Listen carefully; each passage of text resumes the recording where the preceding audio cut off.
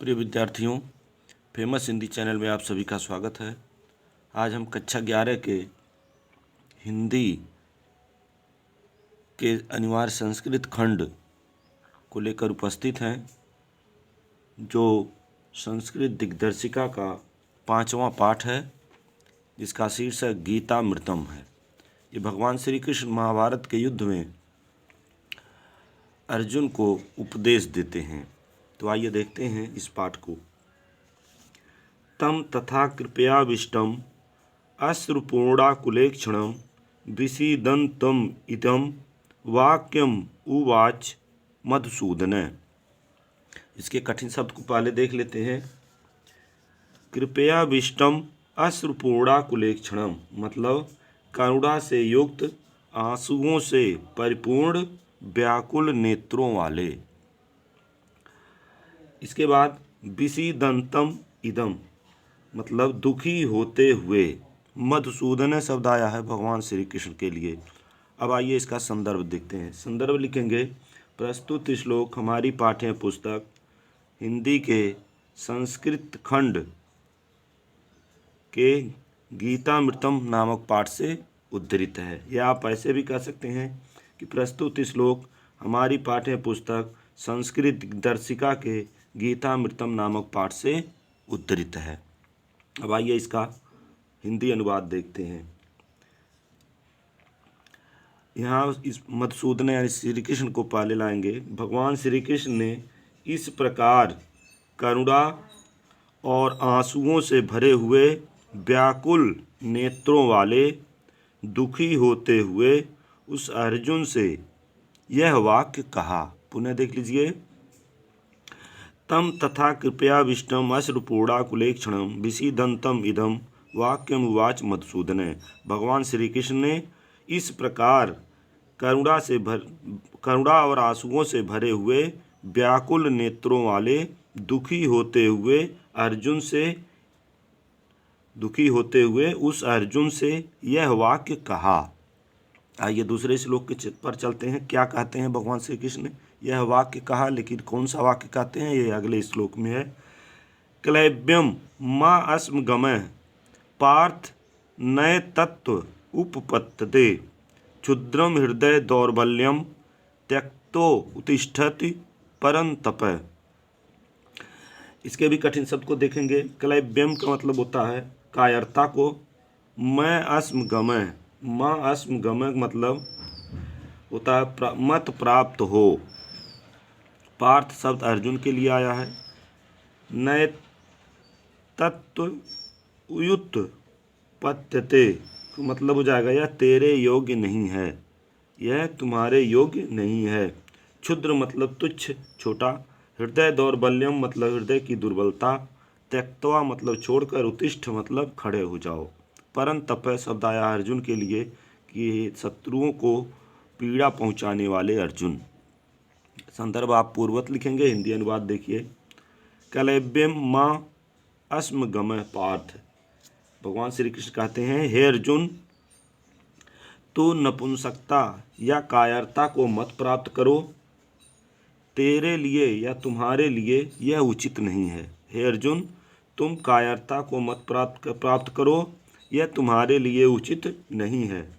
शत्रुओं को तापित करने वाले अर्थात भस्म करने वाले अपने हृदय की तुच्छ दुर्बलता को त्याग कर उठ खड़ा हो अर्थात युद्ध करो। पुनः एक बार देख लीजिए। भगवान श्री कृष्ण कहते हैं अर्जुन से, हे अर्जुन, तुम कायरता को मत प्राप्त करो, यह तुम्हारे लिए उचित नहीं है। शत्रुओं को भस्म करने वाले अर्जुन, तुम अपने हृदय की तुच्छ दुर्बलता को त्याग कर उठ खड़ा हो और युद्ध करो। आइए अगले श्लोक के पर चलते हैं। असोच्यान अन्व सोचंस त्वं प्रज्ञावादांश्च भासते गतासूनश्च नानु सोचन्ति पंडिता। कठिन शब्द देखेंगे इसके भी। असोच्यान अन्व सोचस्त्वं का मतलब होता है शोक न करने योग्य लोगों के लिए शोक करते हो।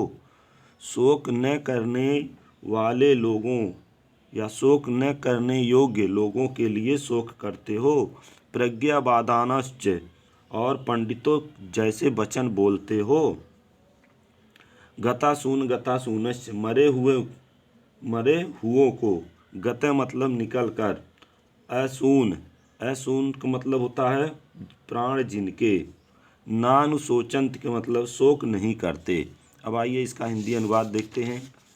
इसमें भगवान श्री कृष्ण अर्जुन से कहते हैं कि जो शोक करने योग्य नहीं है तू उनके लिए शोक करते हो।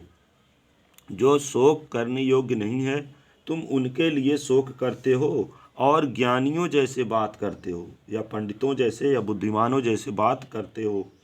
यानी जो शोक करने योग्य नहीं है तुम उनके लिए शोक करते हो और बुद्धिमानों जैसे वचन बोलते हो। वास्तव में जो बुद्धिमान पुरुष होते हैं वह मृत और जीवितों के लिए शोक नहीं करते। पुनः एक बार देख लीजिए। भगवान श्री कृष्ण अर्जुन से कहते हैं जो शोक करने योग्य नहीं है तुम उनके लिए शोक करते हो और ज्ञानियों जैसे वचन बोलते हो। वास्तव में जो ज्ञानी है वह मृत और जीवितों के लिए शोक नहीं करते। अगला देखतेंगे। देहिनो अस्मिन् यथा देहे कौमार्यम यौवनम जरा तथा देहांतर प्राप्ति धीरस्तत्र न मुह्यन्ति। इसमें भी कठिन शब्द आए हैं। कठिन शब्द को पहले देखते हैं। इसमें कठिन शब्द में आप देखेंगे देहिनो अस्मिन मतलब जीवात्मा की, इस शरीर को या इस जीवात्मा को आप कहेंगे।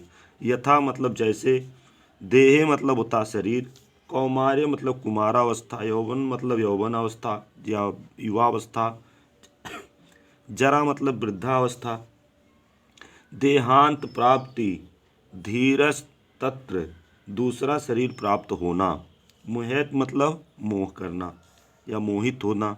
अब आइए इसका संदर्भ वही रहेगा पूर्वत, हिंदी अर्थ देखेंगे। कहते हैं जैसे जीवात्मा को इस शरीर में कि कुमारावस्था, यौवन अवस्था और बुढ़ापा प्राप्त होता है, वैसे ही शरीर जीवात्मा को दूसरा शरीर भी प्राप्त होता है। इसमें जो बुद्धिमान व्यक्ति होते हैं वह मोहग्रस्त नहीं होते। पुनः देखिए भगवान श्री कृष्ण कहते हैं अर्जुन से जिस प्रकार जीवात्मा को इस शरीर में कुमारावस्था, युवावस्था, वृद्धावस्था प्राप्त होता है, वैसे ही इस जीवात्मा को दूसरा शरीर भी प्राप्त होता है। इससे बुद्धिमान व्यक्ति मोह नहीं करते हैं। आशय यह है कि जैसे व्यक्ति को कौमार्य, यौवन और बुढ़ापे से किसी प्रकार का शोक नहीं होता, क्योंकि वह जानता है कि यह तो शरीर के धर्म हैं जो होंगे ही, उसी तरह से यह समझ लेना चाहिए कि इस जीवात्मा भी दूसरा शरीर धारण करके पुनर्जन्म प्राप्त करती है। यह भी शरीर का एक धर्म है। आइए अगले श्लोक पर चलते हैं। अगला है यह एनम वेत्ति हंतारः यस चैनम मन्यते हतम। उभो मतलब दोनों, उभो तो न बीजानीति, उभो तो न बीजानीतो न अयम हंति न हन्यते। इसके भी कठिन शब्द को देखेंगे। एनम मतलब इस, यह मतलब जो, वेति मतलब समझता है, यस चैनम मतलब और जो इसको, बीजानीतो मतलब जानते हैं, अयम मतलब यह, हंति मतलब मारता है, हन्यते मतलब मारा जाता है। अब आइए इसका हिंदी अर्थ देखते हैं। संदर्भ आपका पूर्वत रहेगा। जो इसे मतलब आत्मा को, जो इसे मारने वाला मानता है और जो इसे मृत मानता है, वे दोनों ही नहीं जानते कि यह न मरती है और न इसे मारा जा सकता है।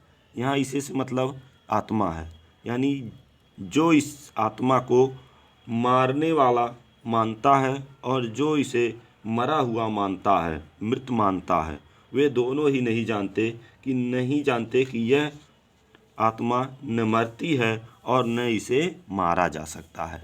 आइए अगले श्लोक पर चलते हैं। अगला श्लोक, वीडियो बहुत बड़ा हो जाएगा, अगला श्लोक अगले वीडियो में। तब तक के लिए धन्यवाद। अगर हमारा चैनल पसंद आए तो हमारे चैनल को, फेमस हिंदी चैनल को सब्सक्राइब जरूर करें। धन्यवाद।